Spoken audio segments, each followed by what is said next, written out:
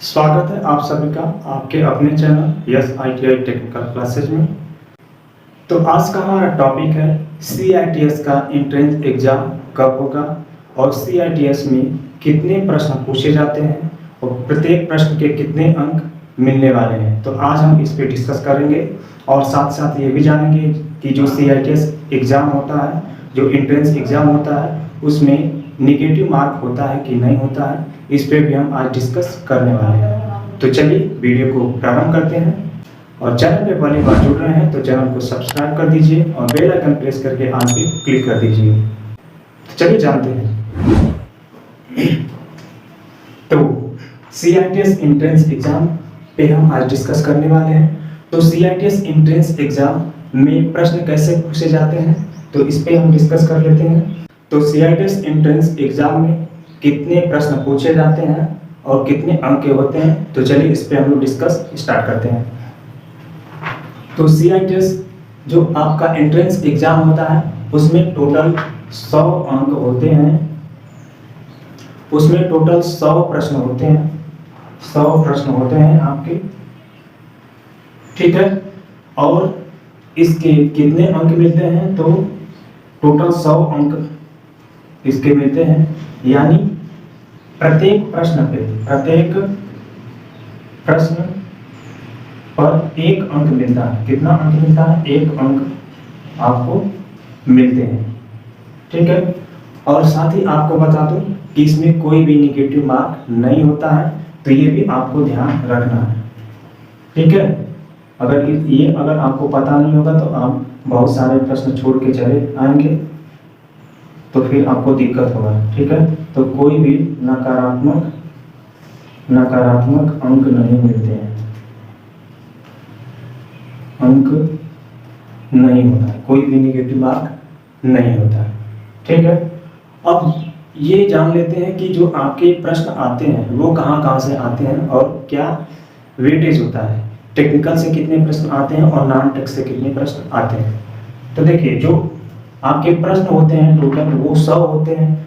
तो जो 100 जो प्रश्न होता है, 100 में आपका 75 जो प्रश्न होता है वो आपके ट्रेड सब्जेक्ट से आते हैं, यानी टेक्निकल जो सब्जेक्ट होता है, जो आप जिस ट्रेड से आप ITI किए हैं या डिप्लोमा किए हैं या बीटेक किए हैं, तो उस ट्रेड से संबंधित आपको 75 प्रश्न मिलने वाले हैं, यानी 75 प्रश्न पूछे जाएंगे, ठीक है। तो आपका टेक्निकल होता है वो टेक्निकल से कितने प्रश्न होते हैं? 75 प्रश्न होते हैं। और दूसरा जो आपका भाग होता है वो नॉन टेक होता है। क्या होता है? नॉन टेक होता है। तो नॉन टेक से 25 प्रश्न पूछे जाते हैं, ठीक है। तो 25 प्रश्न में आपके कौन कौन से प्रश्न होते हैं? तो 25 प्रश्न में आपके रीजनिंग के कुछ प्रश्न आपको देखने को मिलेंगे और कुछ साइंस के मिलेंगे और मैथ के भी प्रश्न आपको देखने को मिल जाते हैं, ठीक। टेक्निकल की बात करें तो यदि आप ITI अगर इलेक्ट्रीशियन से किए हैं तो इलेक्ट्रीशियन ट्रेड थ्योरी में जितने भी चैप्टर होते हैं उनसे संबंधित प्रश्न इसमें पूछे जाते हैं, ठीक है। तो क्लियर हो गया कि कितने प्रश्न पूछे जाते हैं, टोटल अंक कितने होते हैं, एक प्रश्न के कितने अंक मिलते हैं। अब बात करते हैं कि इसके जो फॉर्म होते हैं एंट्रेंस के वो कब आते हैं और आपको कहाँ मिलते हैं। तो देखिए, आपको फॉर्म अगर देखना है तो एक नीमी की वेबसाइट होती है, नीमी की वेबसाइट होती है, उस वेबसाइट पे जा करके फॉर्म आप देख सकते हैं कि फॉर्म अभी आया है कि नहीं आया है, ठीक है। तो इससे पहले जितने भी फॉर्म आते हैं वो मई के महीने में आते हैं, जैसे 20 मई तक आ जाता है फॉर्म। तो अभी आपका अप्रैल चल रहा है, तो ठीक जैसे ही अप्रैल बीतेगा तो आपको CITS का एंट्रेंस फॉर्म देखने को मिल जाएगा। यदि CITS का एंट्रेंस फॉर्म आता है तो इस चैनल के माध्यम से आपको सूचनाएं दी जाएंगी, ठीक है। आशा करता हूं कि आप लोग मेरे द्वारा दी गई जानकारी समझ चुके होंगे।